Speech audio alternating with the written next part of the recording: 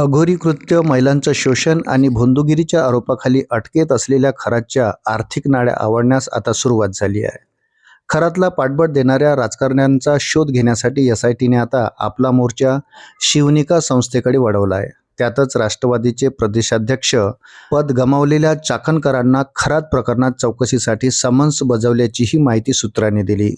त्यामुळे चाकणकरासह खरात प्रकरणात एसआयटीच्या रडारवर कोण आहेत तेच आपण या व्हिडिओमध्ये पाहूया. अशोक खरातने स्थापन केलेल्या शिवनिका संस्थेच्या माध्यमातून अनेक आर्थिक व्यवहार आणि कार्यक्रम केले गेले. या संस्थेवर कार्यरत सर्व आजी-माजी सदस्यांची आता एसआयटी कडून सखोल चौकशी केली जाणार आहे. या सदस्यांना लवकरच चौकशीसाठी पाचारण करण्यात येणार आहे. संस्थेच्या निधीचा वापर आणि खरातला मिळालेले पाठबळ यावर पोलीस लक्ष केंद्रित करीत आहेत. त्यामुळे शिवनिका सदस्य असणाऱ्या रुपाली चाकणकरांचीही एसआयटी कडून चौकशी होण्याची शक्यता सूत्रांनी वर्तवली आहे. खरात प्रकरणावरून आधीच चाकणकरांना महिला आयोगाचं अध्यक्षपद आणि नंतर राष्ट्रवादी महिला प्रदेशाध्यक्षपद सोडावं लागलंय.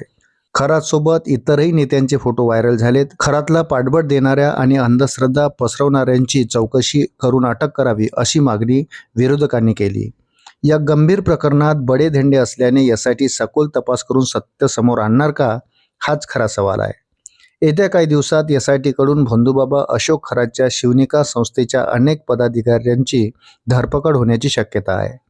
अशातच चाकणकर एसआयटी चौकशीला समोर जाऊन आपली बाजू कशी मांडतात, आणखी कोणत्या नेत्यांचे मंत्र्यांचे खरात सोबतचे कनेक्शन समोर येते, याकडे संपूर्ण राज्याचे लक्ष लागले आहे. अशाच नवनवीन अपडेट्ससाठी व्हिडिओला लाईक आणि चॅनलला सबस्क्राईब जरूर करा. धन्यवाद.